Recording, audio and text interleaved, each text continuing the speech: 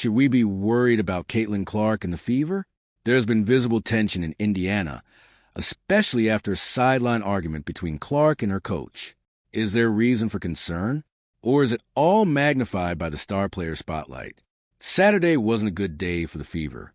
During a 100-84 loss to the Fire, cameras caught Coach Stephanie White and star player Caitlin Clark having a rather animated discussion on the sidelines during a break.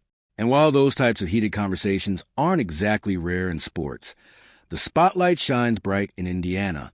Both Clark and White spoke publicly about it, downplaying the interaction and clarifying there are no hard feelings. And it was later revealed there were internal discussions about it as well. I think what happened in that moment is I was challenging a player. White said on Monday, "It's coaching, it's what it is." And I don't often think it becomes an issue if you're watching it in men's sports most of the time. We're both competitive, we're both stubborn. We're more alike than different. And hopefully we continue to bring the best out of each other. But that's not been the only headline around this team. Indiana has faced scrutiny for its slow start despite having such a talented roster, and was also issued a warning for not properly reporting an injury to Clark ahead of May 20th game.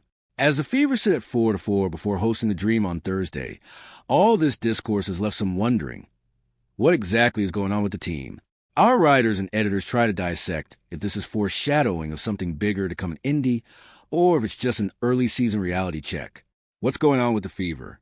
Dan Falkenheim. Frustration made visible. The Fever are a middle-of-the-pack defensive team, and defense is not one of Clark's strengths. Opponents are targeting her.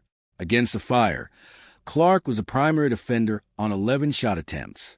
She surrendered 19 points. White wanted more from her star player. What we saw was the imperfection of an athlete and the unglamorous parts of the process in real time. That process is ongoing and not limited to Clark. The coaches and players held a team meeting on Monday. The players' comments on Tuesday sounded like an autopsy.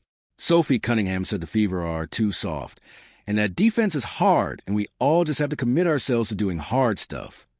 Kelsey Mitchell, who identified the point of attack as one of the team's defensive weaknesses, was more ominous. "Our culture has been tested," she said, "to figure out if we are actually truly in tension about who we said we want to be. Only time will tell. Turbulence is normal. Look elsewhere for comparison. The Mercury are 2-8. Alyssa Thomas and Coach Nate Tibbetts have both publicly addressed the team's poor defensive execution. It just hasn't become a funhouse mirror as it has for the Fever, because nothing can ever stay normal in Indiana." Claire Brennan. In terms of defense, Clark should take umbrage with the fact that she's being hunted by opponents and improve on that side of the ball. There also needs to be a broader conversation about White's defensive scheme and if it really suits a roster at her disposal. As Dan laid out, turbulence and friction is normal and to be expected, and we'll add that this is amplified and the stakes are higher because of the Fever's championship aspirations. There is no shortage of fiery, competitive, and sometimes disruptive stars in professional sports. The question is whether Clark's persona, in its current form, is what Indiana needs in a championship-caliber leader. Can Clark be the person who has to be held back by her teammates when in a heated dispute with the refs, get into a spirited debate with White, and also be a steadying force during the turbulence of playoff basketball? The answer could very well be yes, but it looks different from the leaders of past league champions dating back to 2020. The recent archetype of a WNBA championship leader has been a poised, seasoned, and passionate veteran who the team quietly respects, a la Sue Bird, Candace Parker, Breanna Stewart, and Aya Wilson. Maybe Clark breaks that mold and goes on to embody her ultimate comp, Diana Taurasi, and things seem to have worked out pretty well for her. Emma Bacciglieri. I think part of what makes this question so thorny is just how many overlapping frameworks you can use in response. What's going on with the Fever? I see a basketball answer, a team morale answer, and a how does a franchise operate under this kind of spotlight answer. Aspects of that have all been touched on above by Dan and Claire. I'd especially second what Claire said about this defensive scheme and how it fits the roster. Indiana is currently operating under a model requiring lots of switching, where every player on the floor needs to be able to switch 1 to 5, and I'm not sure whether that maximizes potential here. And that's about way more than Clark. This is a guard-heavy group that is pretty thin in the front court. you have some natural limitations. But I find it hard to unpack either the basketball or the team morale without really looking at the influence of the spotlight. The Fever have been grappling with that since the moment Clark declared for the draft in 2024. I'm not sure they've ever found an entirely satisfactory answer. There are many ways in which they simply cannot operate quite like any other franchise. Enormous attention brings enormous scrutiny, and enormous scrutiny in this era can also bring enormous social media outrage, even if rooted only loosely in reality. What's going on with Indiana Fever is one question that feels evergreen. Will people ever be normal about Caitlin Clark? Is one that feels unfortunately more so. It feels like that has been especially corrosive lately. A relatively innocuous sideline conversation blows up into news demanding a response. Every individual play is seen as a referendum on Clark, on White, on their standing in the WNBA. It's exhausting. Some of that is uncontrollable. A lot of this is outside the hands of the Fever. And it's worth noting, a lot is not worth dignified with response. But there's still plenty that can be handled with better feel. Everything that happens around the Fever is going to be a story, including, say, pulling the credential of a longtime local beat reporter. How the organization continues adapting to that reality will say a lot. Blake Silverman.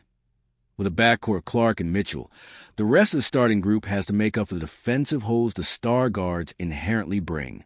That's not necessarily a bad thing, as the scoring that Clark and Mitchell bring can often outpace opponents.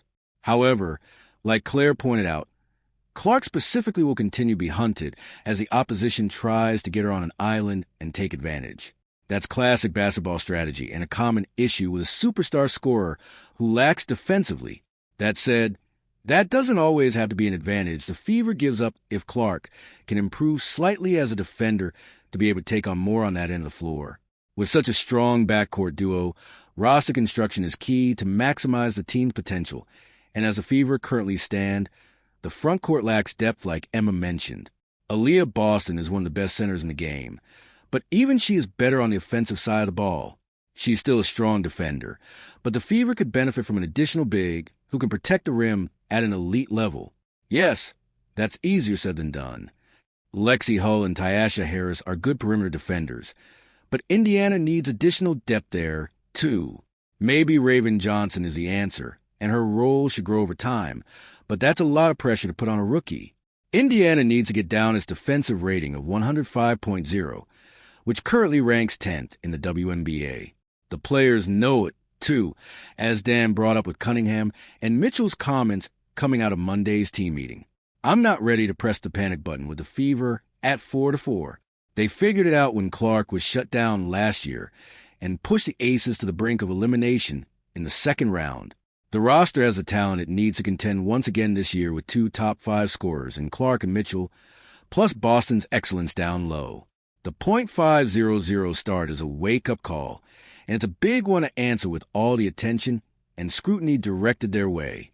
With the talent the Fever have, though, it's a reality check that's coming at the best time possible.